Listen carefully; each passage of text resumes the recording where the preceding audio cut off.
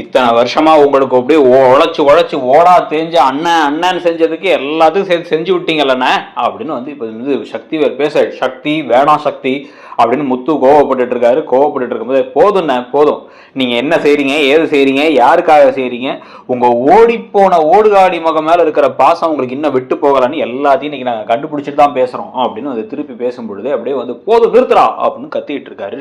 இப்போ வந்து முத்துவேல் கத்திக்கிட்டு இருக்கும் பொழுதே வந்து பாத்தீங்க அப்படின்னா வந்து கரெக்டா அப்ப வீட்டுக்குள்ளார யாரும் நுழையிற மாதிரி இருக்கே அப்படின்னு வந்து பார்த்தா முதல்ல கதிர் நுழையிறாரு. கதிர் நுழையிறத அவங்க வீட்டு வாசல் வந்து கோமதி பாக்குறாங்க, நம்ம பையன் எங்க அங்க போறாங்க அப்படின்ட்டு. இப்பதான் அந்த ப்ரொடிக்ஷன்ல வந்து பாத்தீங்கன்னா அதிரடியா அடுத்தடுத்து ஒரு பயங்கரமான திருப்பங்கள்லாம் வரப்போகுது. இப்ப நேரா கதிர் உள்ளார வர, கதிர் உள்ளார தானே ஓஹோ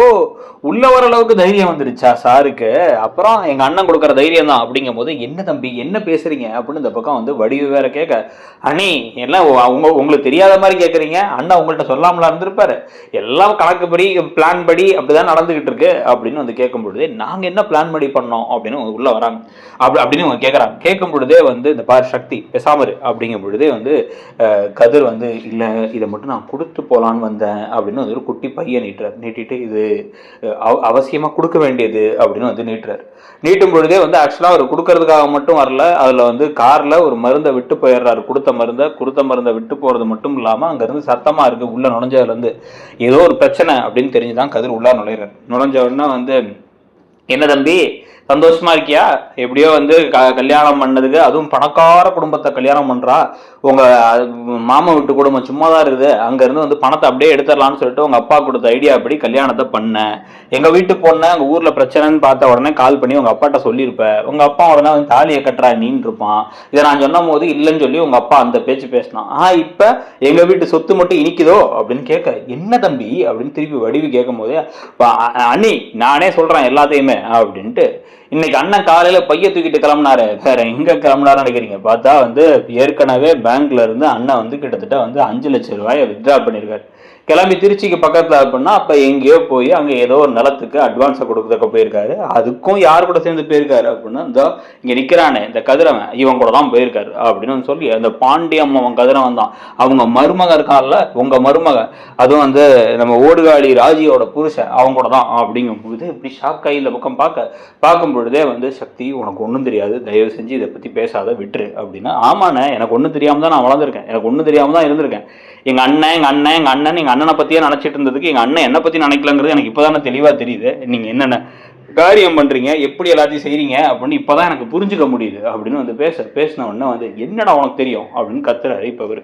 உடனே ஆமா விடுங்க நான் தான் பணம் கேட்டேன் போதுமா அதுக்குதான் கொண்டாரு அப்படின்னு இந்த பக்கம் கதிர் கத்துனோட தான் எல்லாரும் ஷாக் ஆகி திரும்பி பாக்குறாங்க. கதிரை உடனே திரும்பி பார்க்க என்னடா அப்படி என்ன அப்படிங்கிற மாதிரி இந்த பக்கம் வந்து இவரும் பாக்குறாரு, முத்துவேலும் பார்க்குறாரு. பார்க்கும் பொழுதே வந்து அவர் வந்து ஆமா நான்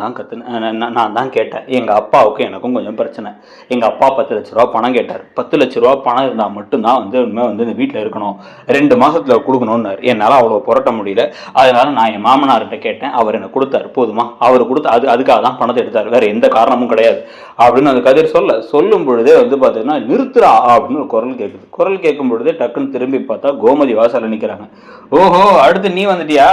மாத்தி டிராமா போடுறீங்க அப்படின்ட்டு அதான் எல்லா உண்மையும் தெரிஞ்சிருச்சு அப்படின்னு வந்து சக்திவேல் பேச, சக்தி இதை விட்டுரு வேணாம் அப்படின்னு வந்து பக்கம் நடந்து பார்க்கறாரு முத்துவேல். உடனே எங்கண்ணா நீங்க பேசாம போறீங்க, இவ்வளவு பெரிய பஞ்சாயத்து ஆயிடுச்சு எல்லாம் தெரிஞ்சிருச்சுல்ல, அப்ப என் பிள்ளை இங்கேயே உட்காந்து உங்களுக்கு எல்லாம் ஒழுக்கமா உட்காந்துருந்து உங்களுக்காக எல்லாத்தையும் செஞ்சு கடைசியில வந்து அவனுக்கு கோர்ட்டு கேஸ் அப்படின்னு அலைஞ்சு ஜெயிலுக்கெல்லாம் போயிட்டு வந்தானே, அதுக்கெல்லாம் என்ன மரியாதை, அதுக்கெல்லாம் என்ன வந்து நீங்க எல்லாம் வந்து செய்ய போறீங்க, கடைசியில சொத்தெல்லாம் கொண்டு போய் இவங்க கிட்ட கொடுத்துடுறீங்க, என்ன இருந்தாலும் உங்க ரத்த சம்பந்தம் உங்க மக அப்படின்னு வந்துட்டீங்கல்ல, அப்ப குமரவேலை உங்க மகளா மகனா பாக்குறேன்னு சொன்னதெல்லாம் பொய் தானே அப்படின்னு வந்து இவர் பேசிக்கிட்டு இருக்கும் பொழுது வந்து ஏன் இப்பதான் குத்தி கொண்டு போய் பணத்தை கொடுத்துருக்கீங்க, அவன் அவங்க அப்பான்ட்ட கொடுக்க போறானா, யாருக்கிட்டே வெளில வாங்கின கடன் கூட இல்ல, வீட்டுல அவங்க அப்பன்ட்ட வாங்கின கடன், அப்ப கடைசியா பணம் எல்லாம் எங்க போகுது, அந்த பரதேசி பாண்டியன்ட்ட தான் போகுது அப்படிங்கும் போது கடுப்பாயிடுறாங்க கோமதி. நிறுத்தினா நான் என் புருஷன் வந்து அந்த மாதிரி ஒரு பணத்தெல்லாம் வாங்க மாட்டாரு, அப்படி ஒருவேளை என் புள்ள வாங்கியிருந்தான்னா அந்த பணத்தை கொண்டு போய் நானே திருப்பி மூஞ்சில விட்டு அவங்க மூஞ்சில அப்படின்னா, ஆமா மாட்டினப்புறம் இப்படிதான் பேசுவேன், மாட்டினாலும் அந்த பணத்தை நீ வச்சிருந்திருப்ப அப்படிங்கும் போது இதை விட்டுருங்க, இதை பத்தி பேசாதீங்க அப்படிங்கிறாரு கதிர். எப்படிடா பேசாம இருப்போம், அந்த பணத்துக்கு வந்து என் பையனும் உழைக்கிறான் நானும் உழைக்கிறேன் எல்லாரும் தான் சேர்த்து உழைக்கிறோம், இங்க என்ன நடக்குதுன்னு எங்க அண்ணன் இருக்கிற நம்பிக்கையில எங்க அண்ணன் காத்தி பார்த்துட்டு விட்டா இப்படி ஒரு டிராமால நடந்துகிட்டு இருக்கு அப்படின்னு அவரும் கோபமா பேச ஆரம்பிக்கும் பொழுதே வந்து இந்த பாரு இந்த விஷயத்த நான் உன்ட்டு அப்புறமா பொறுமையாக சொல்கிறேன், என்ன நடந்துச்சு எது நடந்துச்சு அப்படிங்கும்போது நீங்கள் ஏன் அவர் சொல்லணுங்கிறீங்க. நான் தான் வந்து பணத்தை கேட்டேன், அவர் வந்து இப்போ யோசிச்சுட்டு சரி ஓகேவா நான் பணத்தை தரேன் அப்படின்னு சொல்லிட்டு வந்து நான் அவர் சவாரி போகும்போது என் கையில் பணத்தை கொடுத்தாரு, அவ்வளோதான், இந்த விஷயத்த வேறு எதுவும் இல்லை அப்படிங்கிறது கதிர். கதிர் இவ்வளோ சொல்லும் பொழுது தான் வந்து பார்த்தீங்கன்னா அடுத்து ராஜியும் உள்ளே வராங்க. என்னது அங்கே ஏதோ அத்தை போனாங்களேன்னு உள்ளே வந்து பார்த்தா கதிரும் நிற்கிறத பார்த்து நீ எதுக்கு இவங்கள்ட்ட பணம் வாங்கின, நீ என்கிட்ட பணம் நானே சொன்ன போது நீ பணம் வேணாம் தானே சொன்னேன் அப்படின்னு ராஜி கேட்க, இல்லை ராஜி யோசிச்சு பார்த்தேன், நீ சொன்னதான் சரின்னு பட்டுச்சு அப்படிங்கிறார். உடனே வந்து ஏண்டா போய் இவங்கள்ட்ட பணத்தை கேட்ப, உங்க அப்பாட்ட அதுக்கு பேச முடியாது அவனால, உனக்கு என்னடா அப்படி ஒரு ஈகோ, உனக்கு என்னடா அப்படி ஒரு பிடிவாதம் அப்படின்னு இந்த பக்கம் கோமதியும் கத்துறாங்க. மாற்றி ஒரே ட்ராமாவா அங்கங்கே போயிட்டே இருக்கும் பொழுதே வந்து எல்லாம் தெரிஞ்சிருச்சு, எப்படிப்பட்ட நம்பிட்டு இருந்திருக்கோன்னு தெரிஞ்சிருக்கு. நானும் குமரவேலும் முதல்ல அந்த வீட்டை விட்டு தனியாக போனோம், முதல்ல ஆத்தா போச்சு, இன்னும் கொஞ்ச நாளில் போனால் வந்து அண்ணனும் அண்ணி அங்கே போயிடுவாங்க போல, அப்புறம் நான் இங்கே இருந்துக்கிட்டு நான் பேசாமல் ஏதாவது வேற ஏதாவது ஊர் ஒரு வீடை வாடகை வீட்டு கூட பார்த்து கிளம்பி போயிடுறேன் அப்படின்னு வந்து பேசிக்கிட்டு இருக்க, போதும் நிறுத்துறா அப்படின்னு கத்துறாரு. இப்போ வந்து திடீர்னு முத்துவேல் கத்துறதை பார்த்து சக்திவேல் வந்து எல்லாருமே அதிர்ச்சியாகி திரும்பி பார்க்க, என்ன நடந்துச்சு ஏது நடந்துச்சுன்னு தெரியாமல் பேசாத அப்படிங்கும் போதே வந்து கதிர் ஒன்று வந்து இல்லை வேணாம் விடுங்க, அதான் உண்மை தெரிஞ்சிருச்சு இல்லை விட்டுருங்க அப்படின்னா, என்னடா உண்மை தெரிஞ்சு எதுக்கு விடணும், என்ன விடணும், அவன் எதுக்கு நான் அவன் கூட வந்தான் தெரியுமா, ஆமாம் நான் அவங்க கூட தான் போனேன், அவங்க தான் திருச்சி வரைக்கும் நான் போனேன், அதுக்கப்புறம் வந்து இப்போ இன்னும் கொஞ்சம் நாள் கழிச்சு அவங்க கூட நான் சென்னை வரைக்கும் போகிறதுக்கு வாய்ப்பு இருக்குது அப்படின்னா, ஓ சென்னையில் வேற ப்ராப்பர்ட்டி வாங்க போறீங்களா, பெரிய டிரான்சாக்ஷனாக இருக்கும் போலையே அப்படின்னு வந்து இப்போ இவர் சக்திவேல் பேச, அதெல்லாம் ஒன்றும் இல்லை, ஒரு மண்ணும் இல்லை, நான் இருக்க மாட்டேனான்னு தெரிஞ்சுக்கிறதுக்காக போகிறேன் போதுமா அப்படின்னு எல்லாம் அதிர்ச்சியாகி பார்க்கும் பொழுதே வந்து எனக்கு கேன்சர் அப்படிங்கிறார்.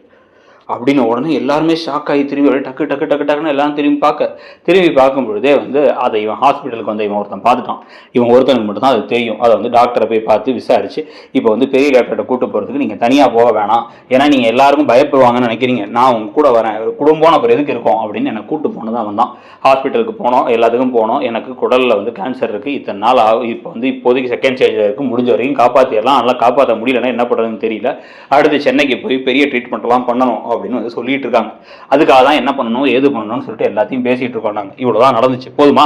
இதுக்கு தான் அவங்க கூட வந்தோம். ஆனா இப்ப கூட அந்த விஷயத்தை எல்லாத்துக்கும் சொன்னா நீங்க எல்லாம் வருத்தப்படுவீங்க, நீங்க எல்லாம் கவலைப்படுவீங்கன்ட்டு அவன் மேல ஒரு பழியை போட்டு சம்மந்தமே இல்லாம அவன் என்கிட்ட பணம் கேட்டான்னா, நான் அவன்கிட்ட பணம் கேட்கறேன்னு போய் நின்னேன், எப்ப எனக்கு கேன்சர்னு தெரியறதுக்கு முன்னாடியே போய் நின்னேன், ஆனா அதை வாங்கிக்க மாட்டேன்னு சொன்னவன் தான் அவன் அப்படின்னு வந்து சொன்ன உடனே அப்படியே ஷாக் ஆகி இந்த பக்கம் வந்து கோமதி அவனை பார்த்து என்னன்னா சொல்ற அப்படிங்க அந்த பக்கம் வடிவு அப்படியே மயங்கி விடாம மாதிரி போக அப்படியே வந்து கதிரோட கையை பிடிச்சிட்டு இதுதான் நடந்துச்சா அப்படின்னு இப்போ முத்துவேலும் சக்திவேலும் ஷாக் ஆகுறாரு. இப்ப சக்திவேலுடைய மனமாற்றம் இந்த குடும்பத்தை கொண்டு சேர்க்கிற மாதிரி ஒரு பயங்கரமான திருப்பமா வந்து சேருமா, கதிரை எல்லாரும் மன்னிச்சுக்கிறதும் பிளஸ் வந்து கதிரை வந்து குடும்பத்தை விதமா ஏத்துக்கிறது, இதுக்கப்புறம் கதை இப்ப எதை நோக்கி பயணிக்க போது ஒரு மாதிரி விசித்திரமா தான் இந்த கதை போயிட்டு இருக்கு. இந்த சீரியல் போற விதத்தை பத்தி நீங்க என்ன நினைக்கிறீங்க அப்படிங்கிறதையும் சொல்லுங்க. இன்னொரு பக்கம் அழகிய அழகுல பயங்கரமான பல திருப்பங்கள்லாம் வரதுக்கான வாய்ப்பு இருக்கு. நம்மளும் வந்து சில வீடியோஸ்லாம் போட்டிருந்தோம், அந்த ப்ரெடிக்ஷன் வீடியோஸையும் பார்த்து உங்களுடைய கருத்து என்ன அப்படிங்கறத சொல்லுங்க. உங்களை பொறுத்த வரைக்கும் இந்த சீரியல் எப்படி போகுது, நீங்க என்ன எதிர்பார்க்குறீங்க அப்படிங்கிறதையும் சொல்லிட்டு மறக்காம இடம் பொருள் சேனலையும் சப்ஸ்கிரைப் பண்ணிக்கோங்க. தேங்க்யூ.